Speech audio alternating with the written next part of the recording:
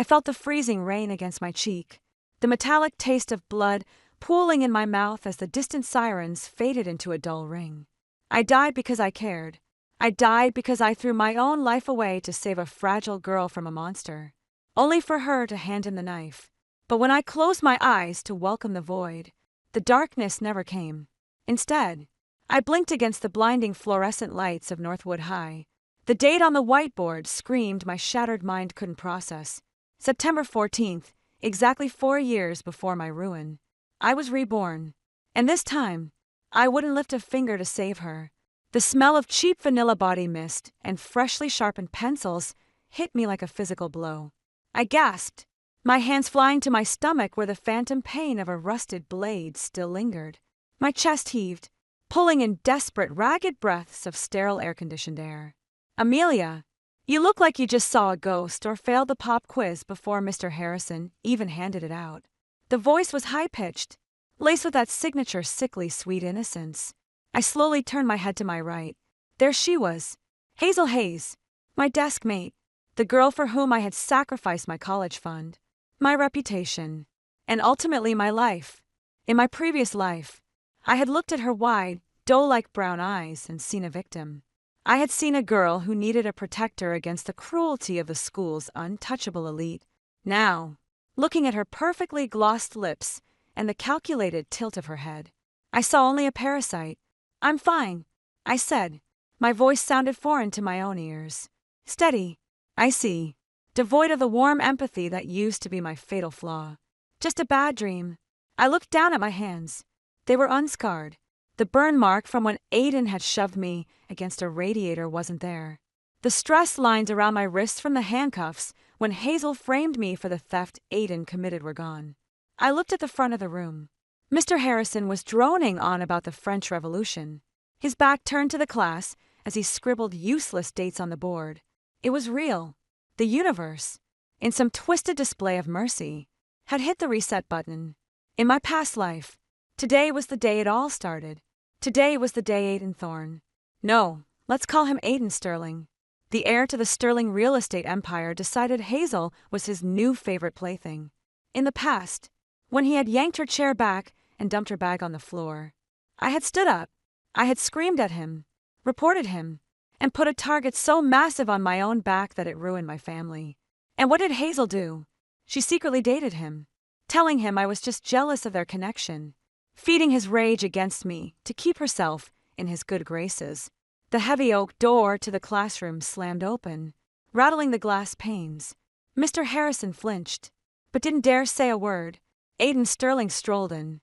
He had the kind of sharp, arrogant jawline and piercing gray eyes that made girls write pathetic poetry in their diaries.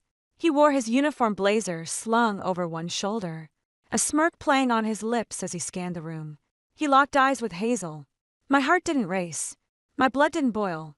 I simply leaned back in my chair, picked up my black ink pen, and began to doodle on the margins of my notebook.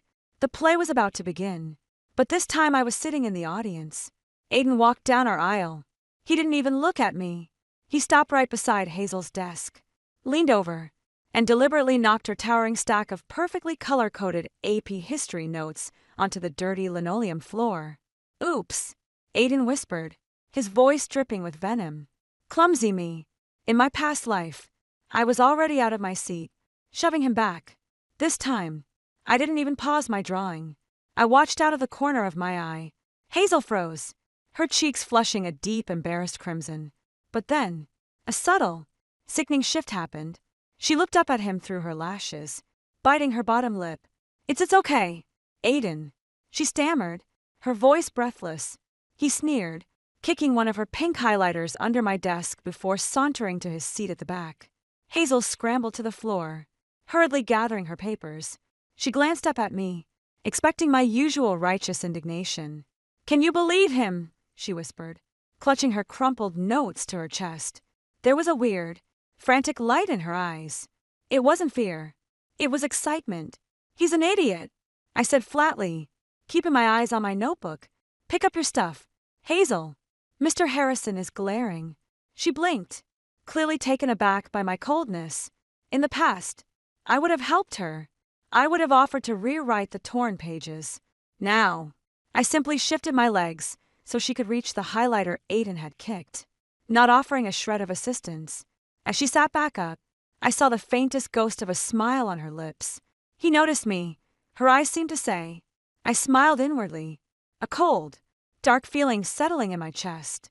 Enjoy it, Hazel, I thought. Enjoy the monster you love so much. Over the next 3 weeks, the dynamic in the classroom shifted into a grotesque pantomime of abuse disguised as adolescent flirtation. Aiden's torment escalated, just as it had in the past, but the flavor of it was entirely different without me acting as the shield. On a rainy Tuesday, we were in the cafeteria. The smell of soggy fries and cheap pizza permeated the damp air. I was sitting across from Hazel, quietly eating a salad, purposefully detached. Aiden and his entourage, a couple of meathead athletes named Derek and Liam, approached our table. Aiden stopped behind Hazel. Without a word, he grabbed the back of her chair and tipped it backward. Hazel shrieked, flailing her arms as she balanced precariously on the 2 back legs, staring up at Aiden's upside-down mocking face. "Careful, Sammy," Aiden drawled, letting the chair drop forward with a jarring thud. Hazel bit her tongue, her eyes watering from the pain and the shock. In the old timeline, I had thrown my tray of hot food on Aiden's expensive sneakers. That was the day the relentless cyberbullying campaign against me began. Today, I carefully wiped my mouth with a napkin, took a sip of my water, and watched. "Aiden, stop it," Hazel squeaked, rubbing her jaw. But again, that sickening blush crept up her neck. She looked around to see who was watching. Half the cafeteria had their eyes on her. To a girl who had been invisible her whole life, this toxic spotlight was intoxicating. Aiden reached over, grabbed her half-eaten apple, took a massive bite, and dropped the core onto her lap. "See you in chemistry, loser." He laughed, walking away with his friends high-fiving him. Hazel sat there, an apple core staining her plaid skirt. A girl named Natalie from our math class walked by and shot her a look of genuine pity. "Are you okay, Sam? He's a total psycho." Hazel immediately puffed up, wiping the stain frantically. "He's not a psycho, Natalie. You just don't understand his sense of humor. He's actually dealing with a lot at home. His dad is really strict." I nearly choked on my water. The delusion was staggering. She had known the boy for a month, yet she was already writing the tragic backstory to justify his cruelty. I remembered how, in my past life, she had used that exact excuse when I confronted her about his behavior. "He's damaged. Amelia, he needs someone to understand him. You're just being a because he doesn't pay attention to you."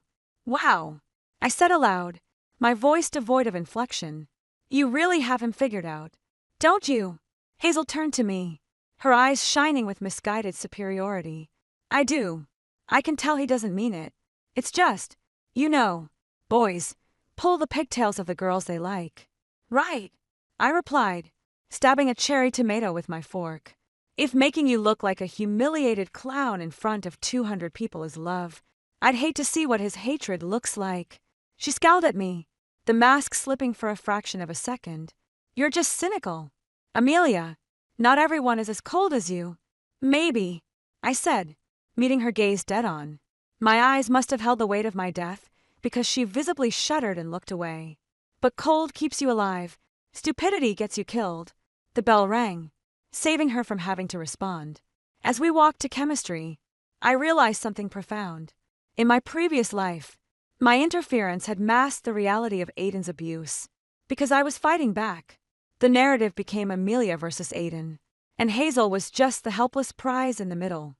By removing myself from the equation, Aiden's raw, unfiltered malice was directed solely at her. And the terrifying part was she was welcoming it with open arms. She wasn't a victim of circumstance. She was a willing participant in her own destruction, addicted to the drama and the twisted validation of a predator's attention. My guilt, the heavy, suffocating blanket that had weighed me down since my rebirth, evaporated completely. I was free. The first major turning point arrived in mid-October. It was the week of the Junior Science Fair, a massive deal at Westbridge that accounted for 30% of our semester grade. I had intentionally partnered with Henry, a quiet, hyper-intelligent kid who preferred coding over talking. We had built a flawless, automated hydroponic system.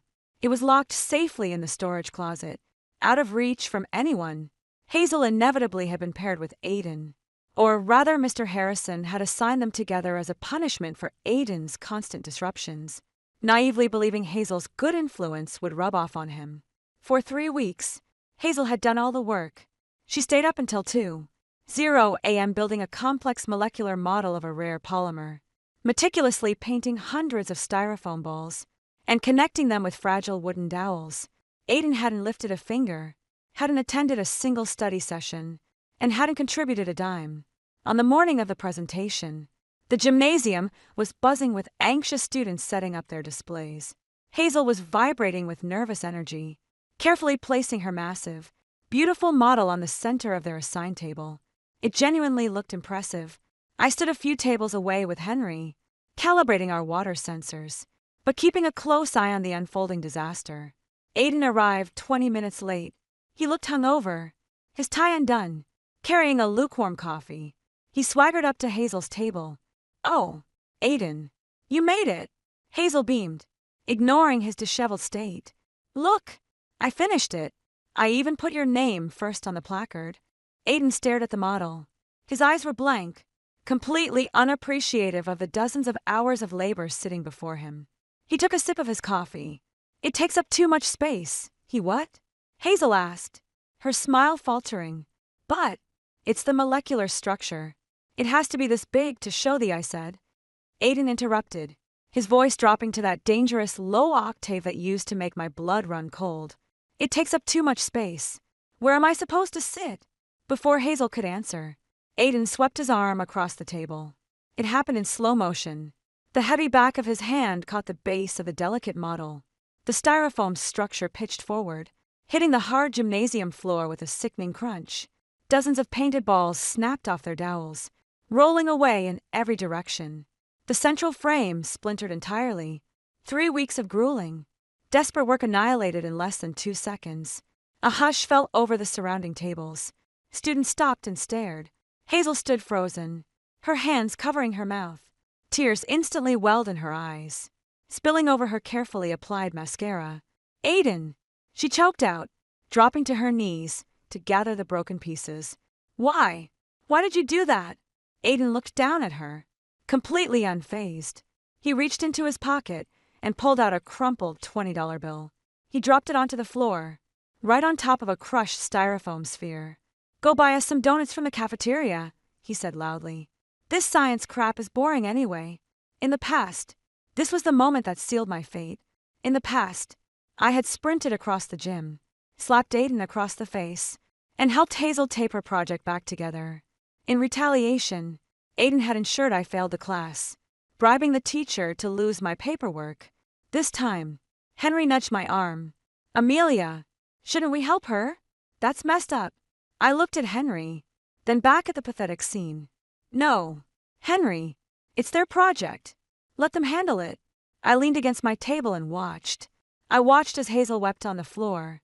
I watched Aiden pull out his phone and start scrolling, ignoring her completely. And then, the twist happened. The twist that proved I was right to let her burn. Mr. Harrison came rushing over, his face red with anger. "What is the meaning of this? Who destroyed this project?" he demanded, looking furiously at Aiden. Everyone held their breath. This was it. Aiden was going to be suspended. Hazel sniffled, wiping her nose with the back of her sleeve. She stood up, blocking Mr. Harrison from looking at Aiden. "It was an accident, Mr. Harrison." Hazel lied, her voice trembling but loud enough for the whole gym to hear. I tripped. I tripped and knocked it over. Aiden was just trying to help me catch it." The entire gymnasium seemed to collectively gasp. Henry's jaw dropped. Even Aiden looked up from his phone, a smirk of genuine amusement crossing his face. He had broken her, and she was defending him. "You tripped?" Mr. Harrison asked skeptically, looking at the debris scattered 3 feet away. "Yes," Hazel insisted, picking up the $20 bill Aiden had thrown at her like a dog. "It's my fault. I'm so clumsy." Aiden even offered to pay for new materials.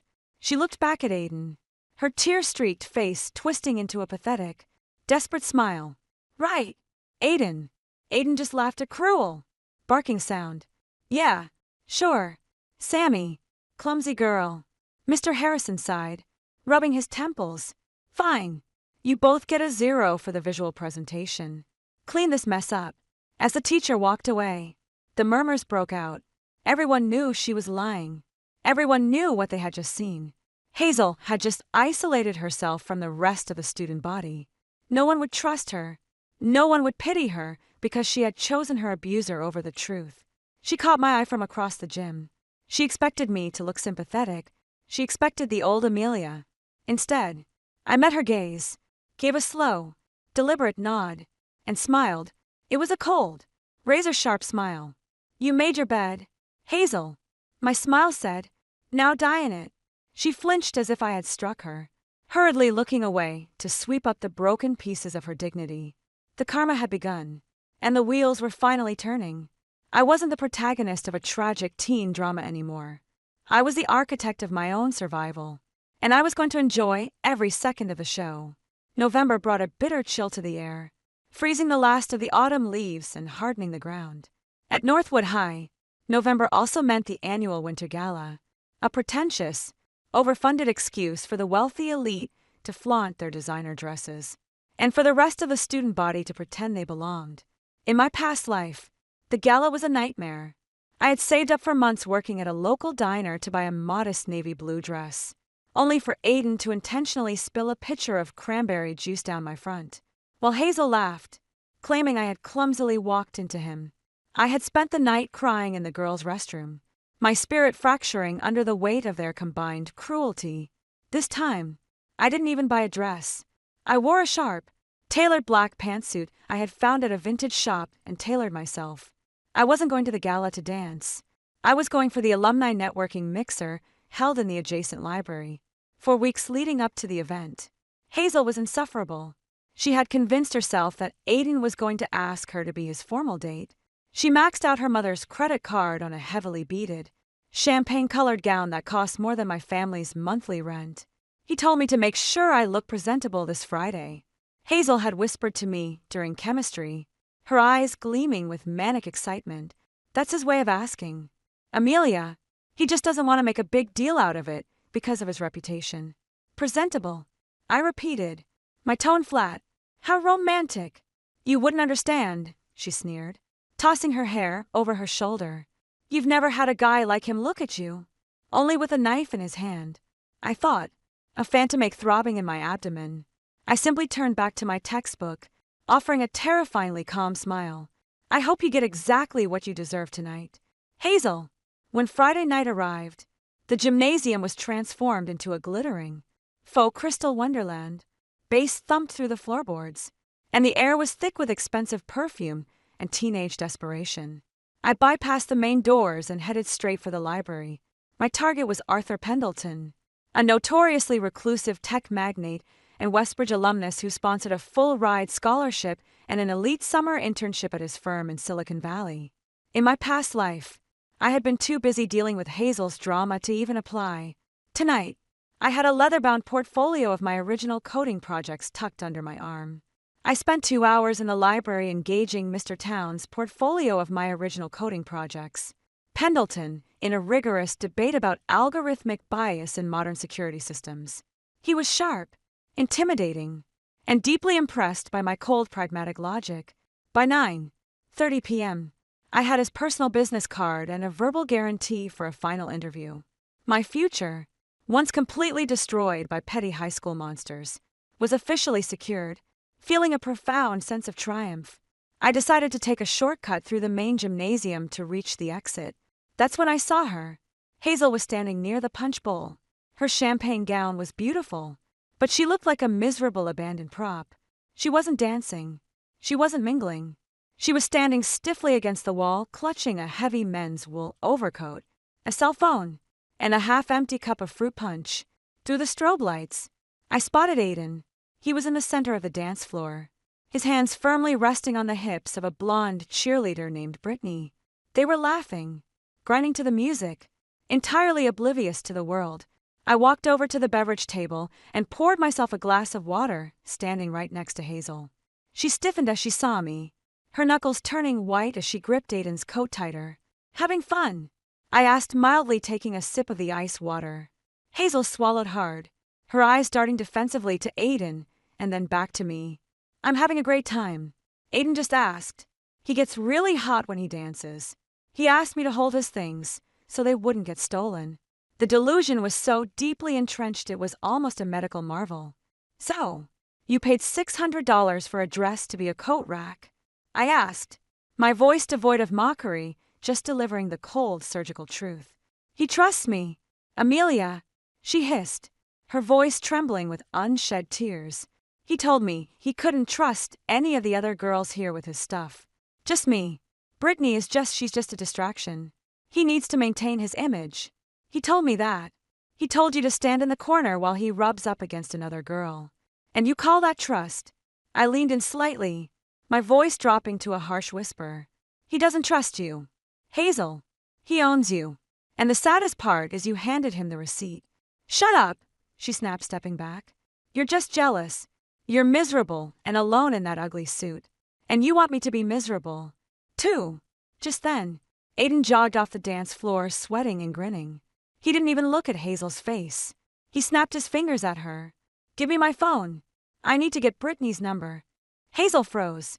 Her bottom lip quivered, but her pathetic programming took over. With shaking hands, she handed him his phone. Aiden didn't say thank you. He didn't offer to dance with her. He simply turned his back and walked away. I set my water glass down on the table, the clinking sound echoing loudly in the brief silence between songs. "Enjoy the rest of your night, Hazel," I said, walking toward the exit. I didn't look back. I didn't need to. The sound of her quiet, stifled sobbing behind me was all the confirmation I needed that the poison was doing its work. December arrived with a vengeance, bringing heavy snow and the absolute certainty of the event that had originally sealed my doom. In my first life, the week before winter break was when the school held its massive charity drive. The principal, Mr. Miller, kept a locked metal cash box in his office containing over $5,000 in student donations. Aiden, who had racked up a massive debt with some shady older kids over an illegal online betting ring, had stolen the cash box. But Aiden Sterling, for all his arrogance, wasn't completely stupid. He knew he was a prime suspect. So, he had manipulated Hazel into taking the fall. He had kissed her, told her he loved her, and handed her an envelope containing a portion of the stolen cash, begging her to hide it in my locker to throw the administration off his scent. Hazel, blinded by the false promise of his affection, had eagerly complied. I was expelled, arrested, and publicly humiliated. My mother had a stress-induced heart attack dealing with the legal fees. That single event was the domino that led to my eventual murder years later. But this time, I held the script. On the morning of December 14th, I arrived at school an hour early. I walked to the D wing where my locker was located. Inside, I taped a miniature motion-activated digital camera bought with the money I saved from not buying a gala dress to the top inner vent, angling it perfectly down.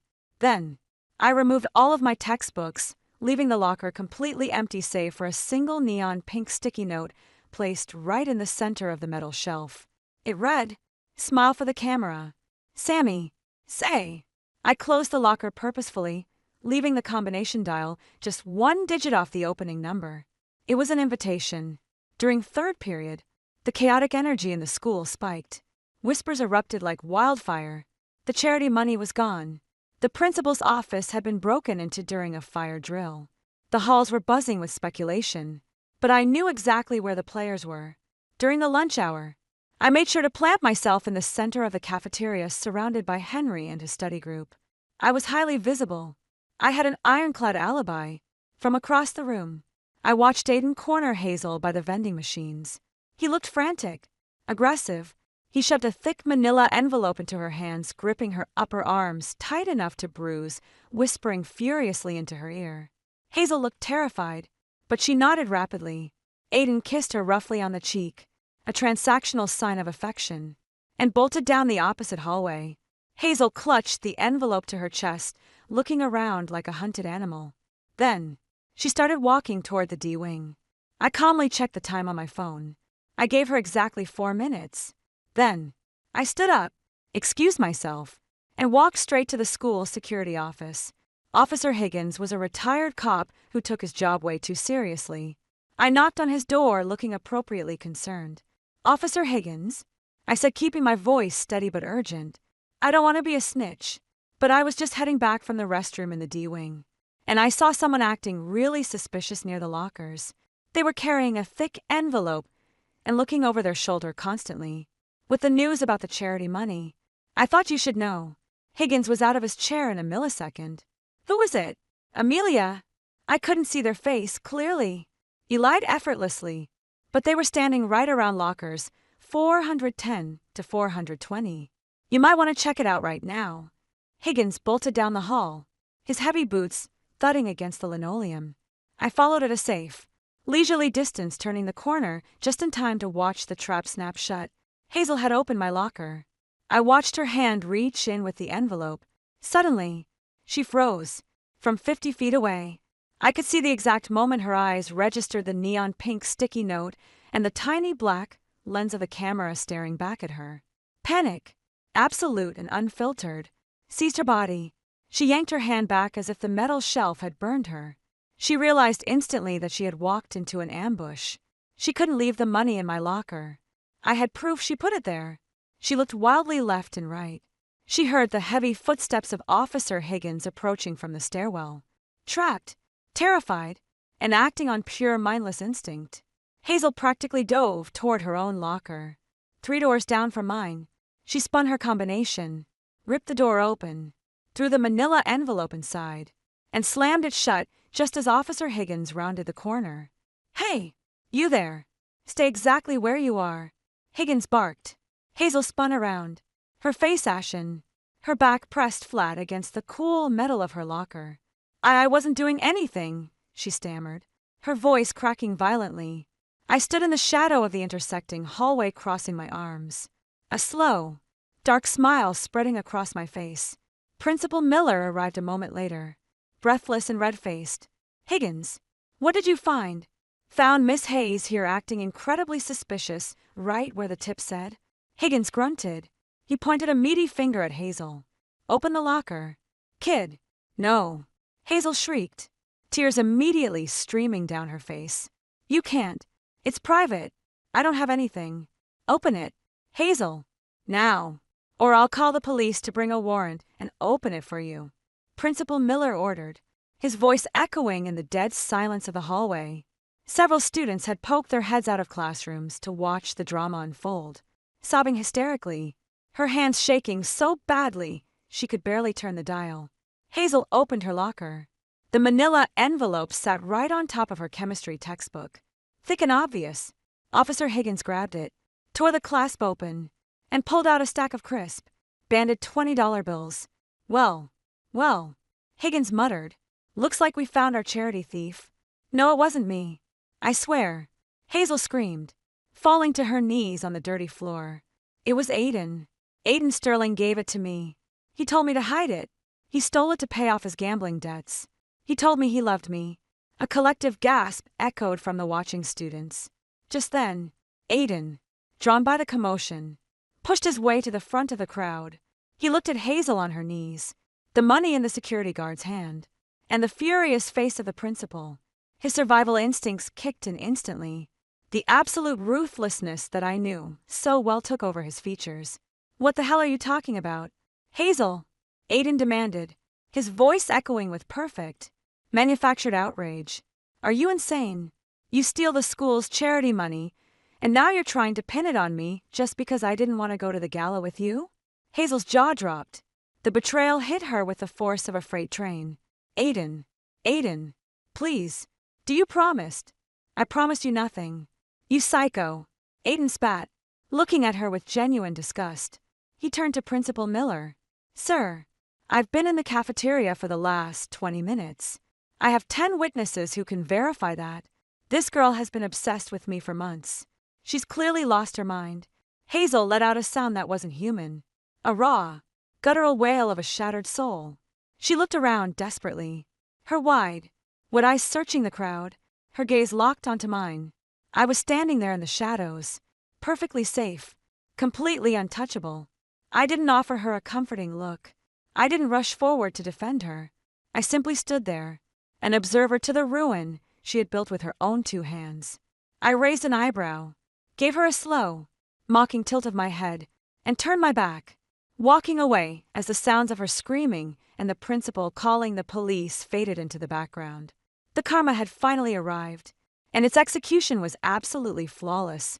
January returned with a bleak, gray sky that perfectly matched the atmosphere inside Northwood High. The desk to my right was empty. Hazel had been expelled before the winter break even concluded. The rumor mill, fueled by the vicious speed of teenage group chats, reported that she had suffered a complete psychological breakdown in police custody, screaming Aiden's name until her throat bled, begging the officers to understand that he loved her. Her parents, devastated and humiliated, had supposedly pulled her from the district entirely, sending her to a psychiatric facility upstate to deal with her delusions. I felt nothing looking at that empty wooden chair. In my previous life, I would have been agonizing over her fate, blaming myself for not doing more. Now, it was just a vacant piece of furniture, a monument to the consequences of supreme stupidity. Aiden, on the other hand, swaggered into the new semester like a conquering emperor.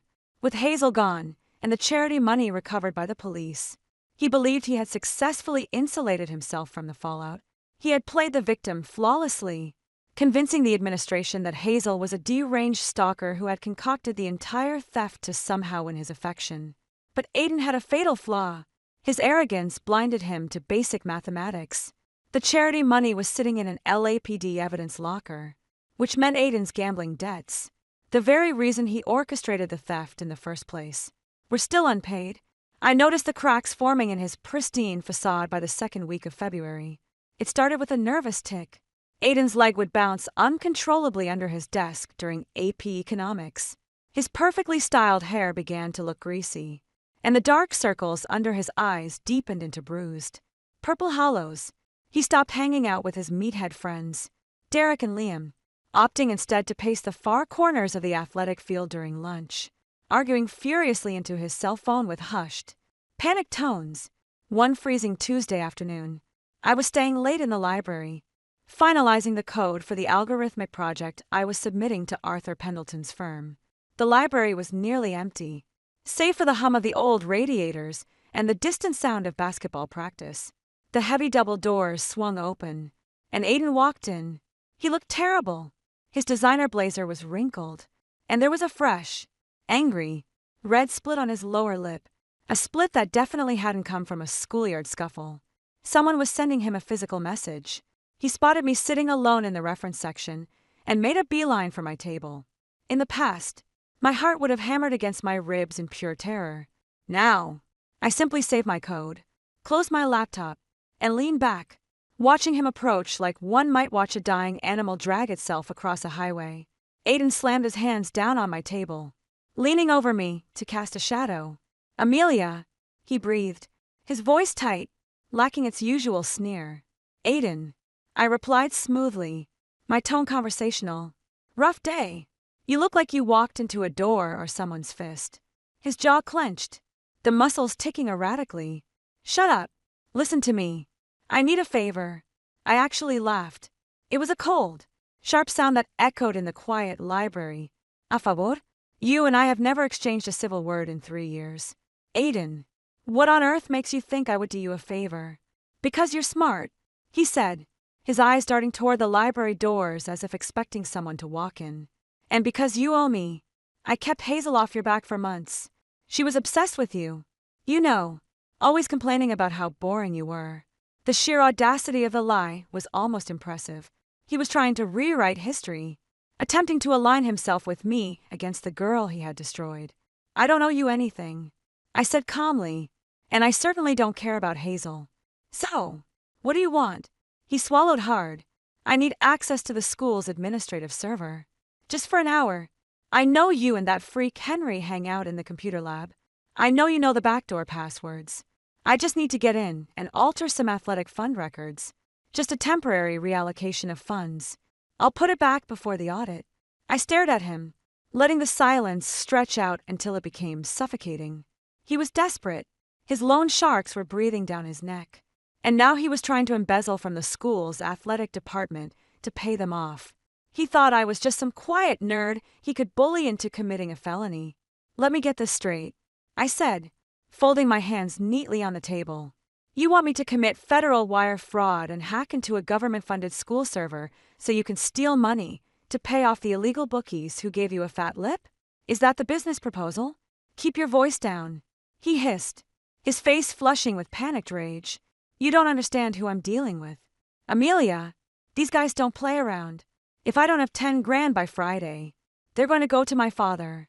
If my father finds out I've been gambling, he'll cut off my trust fund. He'll disown me. That sounds like a deeply personal tragedy.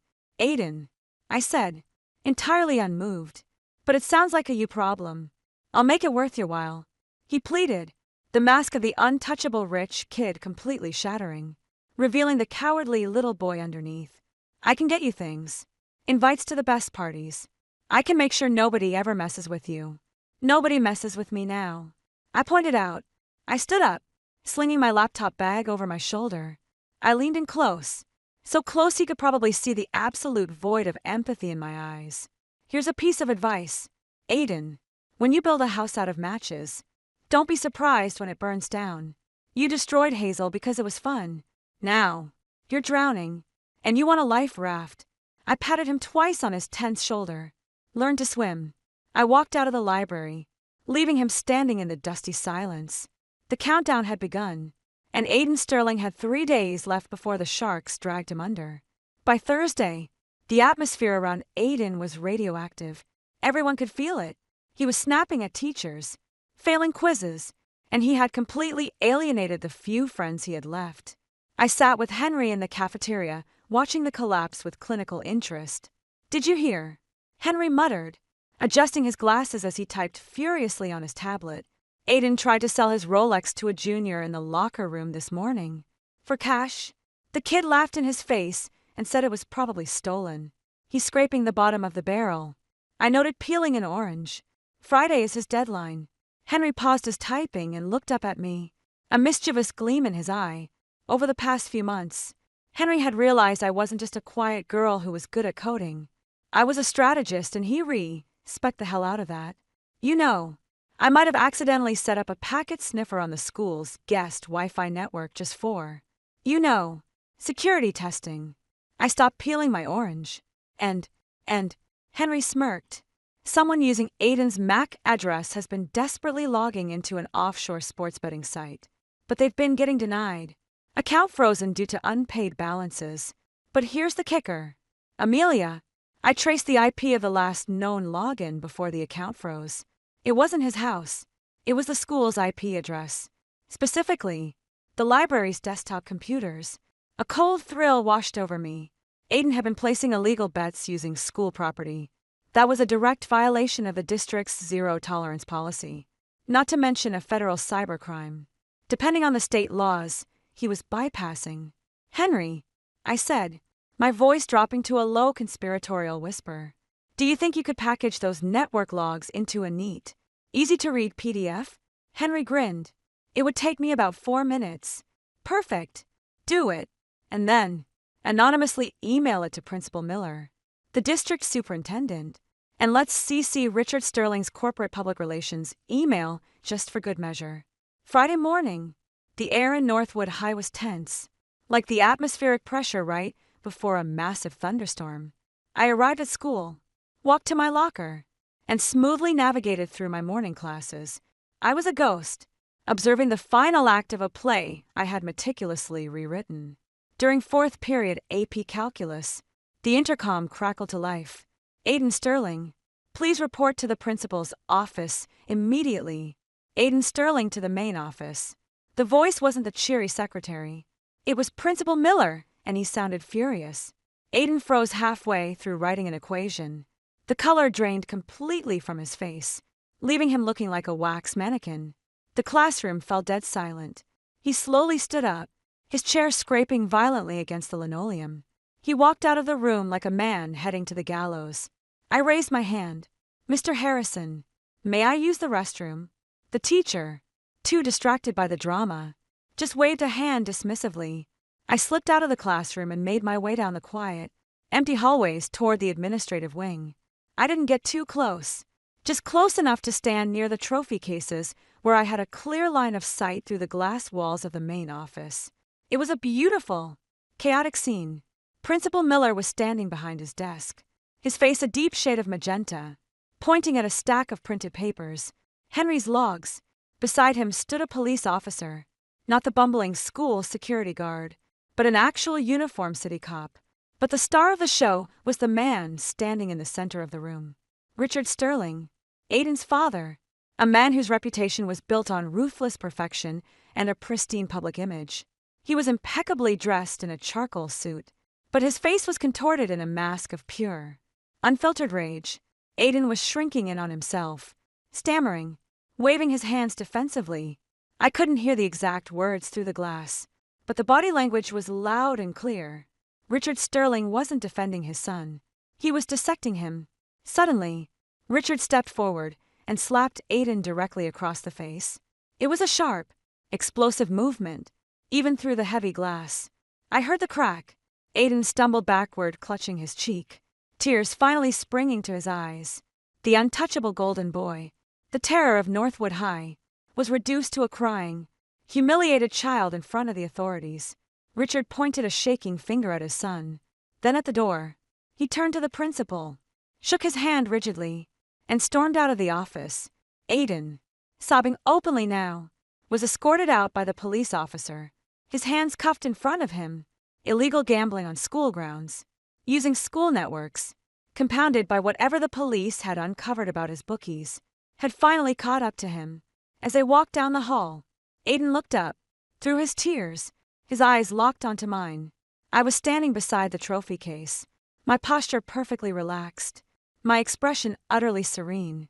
He stopped walking for a fraction of a second. The realization hit him, visible in the widening of his red-rimmed eyes. He knew.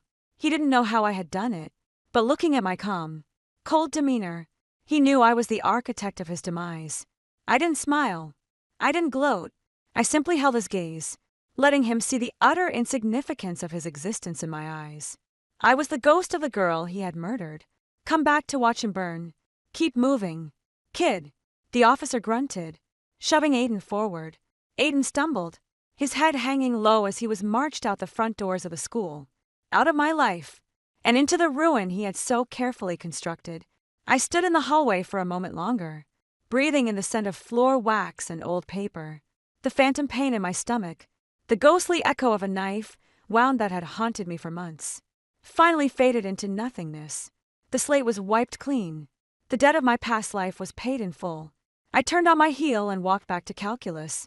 I had a future to build, and for the first time, it belonged entirely to me. The days following Aiden Sterling's arrest felt like waking up from a decade-long fever dream. The suffocating, toxic humidity that had always clung to the hallways of Northwood High evaporated, replaced by a stunned, fragile silence. It was the silence of a kingdom that had just watched its tyrant beheaded in the public square. The local news cycle feasted on the scandal. It wasn't just a high school prank gone wrong. It was a sprawling, systemic collapse of a local dynasty. The police investigation into Aiden's laptop didn't just uncover his illegal sports betting on school servers. It unraveled a massive, underground wire fraud operation. He had been acting as a middleman using his wealthy classmates' lunch money and stolen school funds to place bets with a syndicate that had ties to organized crime. For a week, news vans camped outside the Sterling estate, but Richard Sterling, the ruthlessly pragmatic real estate mogul, proved exactly where Aiden had learned his cold-blooded survival skills. Instead of hiring expensive defense attorneys to protect his son, Richard issued a public statement condemning Aiden's actions, claiming the boy had suffered a moral failing that did not reflect the Sterling corporate values. He legally emancipated Aiden, cut him out of the family trust, and threw him to the wolves to save his company's plummeting stock prices. Aiden, at 18, was charged as an adult. He avoided prison time only by taking a plea deal that slapped him with 3 felony convictions, 5 years of strict probation, and thousands of hours of community service. He was permanently expelled from Westbridge. His Ivy League acceptances were revoked overnight. The golden boy was dead, buried under a mountain of his own hubris. As for me, I became a ghost in the best possible way. I finished my senior year in total peace. Henry and I retroactively won the science fair after the administration desperately tried to sweep the Hazel incident under the rug. I didn't attend prom. I didn't sign yearbooks. I simply walked across the graduation stage, took my diploma, and bought a one-way ticket to San Jose, California. Arthur Pendleton, the tech magnate I had cornered at the Winter Gala, was a man of his word. He recognized the cold, calculating efficiency in my coding. But more importantly, he recognized the absolute lack of fear in my eyes. I didn't join his company as a summer intern. I joined his elite, highly classified cybersecurity division as a junior developer. Over the next 5 years, I didn't just climb the corporate ladder. I built an elevator. I channeled every ounce of the trauma, the betrayal, and the lethal focus from my past life into my work. I specialized in military-grade encryption and tactical network defense, designing autonomous digital countermeasures that could trace and destroy hostile hackers in real time. By the time I was 22, I had patented an encryption algorithm that caught the attention of the Department of Defense. Arthur, seeing my potential, didn't try to keep me under his thumb. He gave me the venture capital to spin off my own subsidiary firm. I named it Bastion Protocol. We weren't just an IT company. We were the unseen guardians of the global financial sector. We audited the security systems of Fortune 500 companies, systematically dismantling their vulnerabilities. I became the CEO of a multi-million-dollar enterprise before my 23rd birthday. My past life, the rusted blade, the bleeding out on the pavement, the pathetic, desperate need to save a girl named Hazel who only wanted to be destroyed, felt like a movie I had watched a long time ago. I was untouchable. I was power personified. But karma, as I had learned, is a deeply patient architect. It doesn't just build a trap. It waits for the perfect moment to spring it. The moment arrived on a rainy Tuesday in late October, exactly 5 years to the day that Aiden had humiliated Hazel at the science fair. Bastion Protocol had just acquired a massive new headquarters in downtown Seattle, a towering 60-story glass monolith that used to belong to a regional banking conglomerate. I had purchased the building outright in a foreclosure auction. We were in the final stages of retrofitting the physical security, tearing out the old biometric scanners, and installing my proprietary systems. I was working late, the only person left on the executive floor. The storm outside lashed against the floor-to-ceiling windows, casting jagged shadows across my mahogany desk. It was 11:30 p.m. I needed a cup of black coffee before I reviewed the final architectural blueprints for the server room. I stood up, adjusting the cuffs of my tailored charcoal blazer, and walked out of my office toward the executive break room. The hallway was dimly lit, the only sound the soft hum of the climate control. As I turned the corner, I heard the rhythmic squeak of a mop bucket. A man was working his way down the long marble corridor. He was wearing the drab navy blue uniform of the third-party overnight maintenance crew. His shoulders were hunched, his posture defeated as he dragged a heavy, industrial floor buffer across the imported Italian stone. "Excuse me," I called out, my voice echoing slightly. "Could you leave the break room open? I need to use the espresso machine." The man jumped slightly, startled by the sound of my voice. He quickly killed the power to the floor buffer and turned around, wiping the sweat from his forehead with the back of a calloused hand. "Yes, ma'am. Right away. He stopped.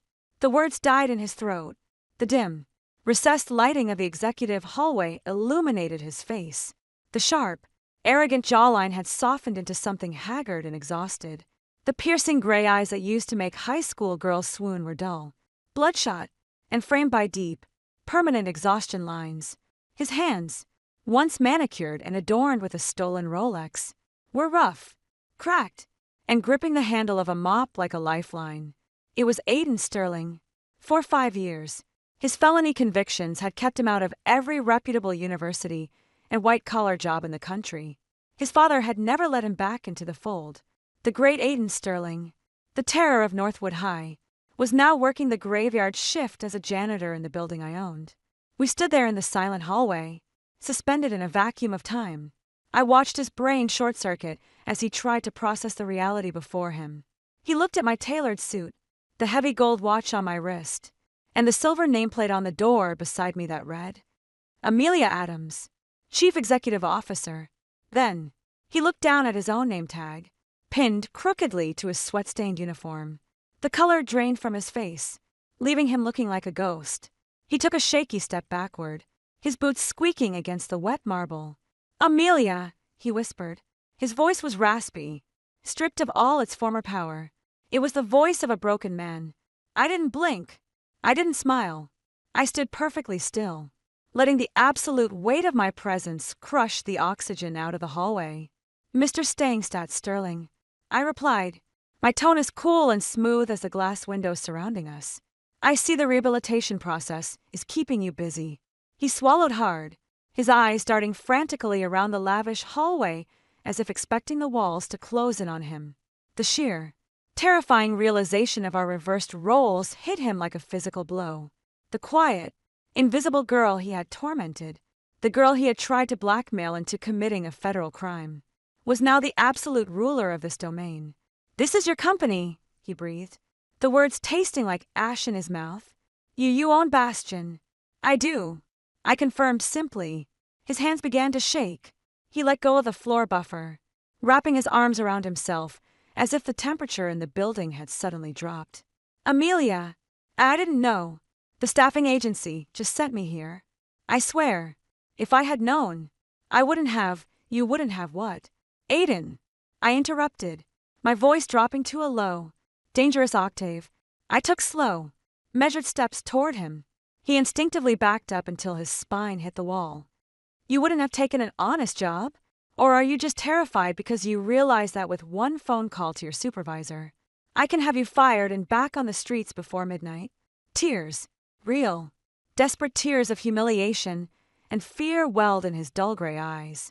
Please, he choked out, his voice cracking.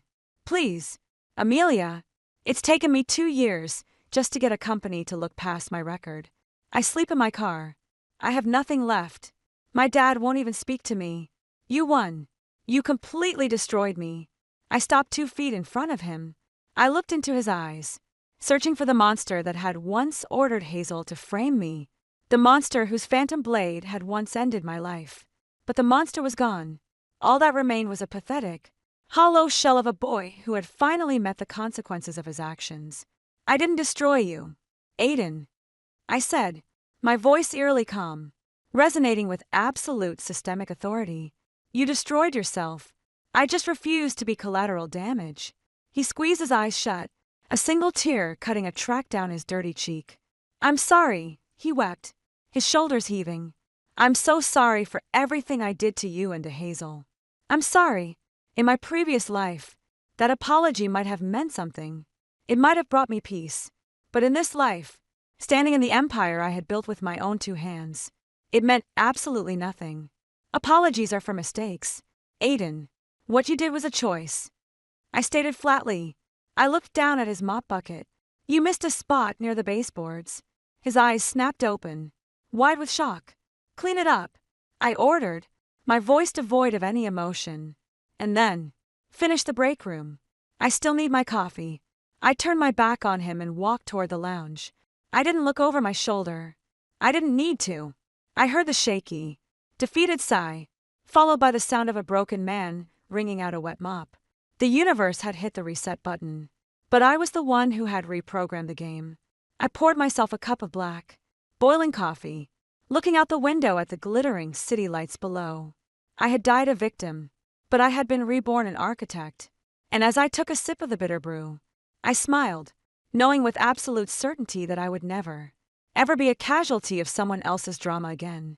The karma was complete, and the board was finally mine, and that is the ultimate, chilling conclusion to the story of Amelia, Hazel, and Aiden.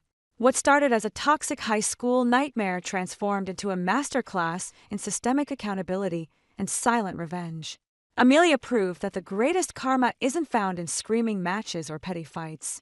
It's found in outsmarting your enemies, letting their own arrogance destroy them, and rising to a level of power they can only dream of. When the bully becomes the janitor and the victim becomes the CEO, the universe is finally balanced. If this story of high-stakes justice and explosive identity reveals kept you on the edge of your seat, hit that like button right now. Share this video with anyone who needs a reminder that success is the best revenge. And subscribe to our channel for more incredible real-life drama stories. Drop a comment below. What would you have done to Aiden?